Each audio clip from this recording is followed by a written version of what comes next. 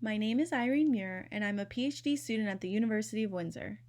Thank you for virtually attending my presentation entitled Reducing Anxiety and Depression in University Students, Effects of a Campus-Wide Exercise Intervention.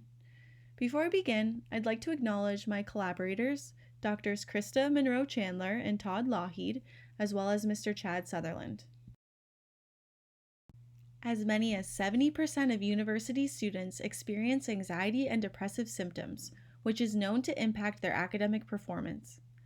This has led to increased demands for campus mental health services, which can exceed up to 40% of the student body. University students have noted feeling receptive to exercise as a self-care strategy. Therefore, exercise interventions have been implemented with university students, which found decreases in anxiety and depression. However, such interventions are scarce and involved exercise that was self-monitored. Given supervised exercise can promote exercise maintenance, such interventions are warranted for university students.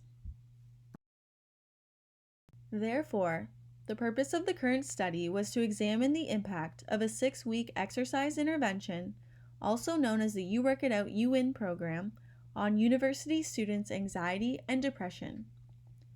This involved 2 individual exercise sessions per week, which were supervised by a personal trainer, as well as 1 additional unsupervised exercise session per week.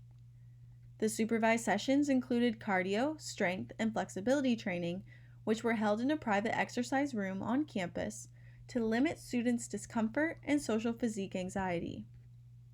Participants also attended weekly exercise counseling meetings to discuss motivational strategies such as goal setting, enlisting social support, and positive self-talk. The structure of the intervention was loosely grounded in Bandura's self-efficacy theory, as the exercise sessions promoted mastery experience and vicarious learning, while verbal persuasion and physiological states were addressed in the counseling sessions. 49 low-risk university students from various disciplines completed the intervention. 71% of the sample were undergraduate students.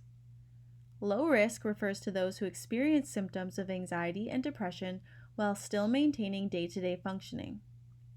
From fall 2017 to winter 2019, the Student Counseling Center referred eligible students to enroll in the intervention. Prior to its commencement, physical activity readiness was assessed using the PAR-Q, while the MHI-38 assessed changes in anxiety and depressive symptoms. Paired samples t-tests were conducted to compare changes in anxiety and depression from pre to post-intervention. Displayed are the mean scores for anxiety and depression, both pre- and post-intervention, with higher scores representing higher anxiety and depressive symptoms. A significant reduction in anxiety scores were found post-intervention with a p-value of less than 0.01. A significant reduction was also found in depression scores post-intervention with a p-value of less than 0.05. Overall, the You Work It Out, You Win program served to reduce university students' anxiety and depression. The use of a private exercise room, as well as the supervised and individualized nature of the intervention, are notable strengths. The inclusion of exercise counseling is unique, as this component is lacking in previous exercise interventions. However, its impact was not explored in isolation from exercise training. Future research is encouraged to add an exercise-only condition and a counseling-only condition to determine which has a greater impact. With respect to implications, the current findings are significant to students' university experience, as anxiety and depression are predictors of low GPA and dropout. This suggests exercise to indirectly improve academic performance and facilitate degree completion. It can also influence physical health, providing additional benefits not afforded by other mental health treatments. Taken together, structured exercise training can be used as an alternative mental health resource and can reduce counseling service demands. Academic stakeholders are encouraged to disseminate the findings via workshops and infographics to promote exercise as a coping mechanism for reducing anxiety and depression.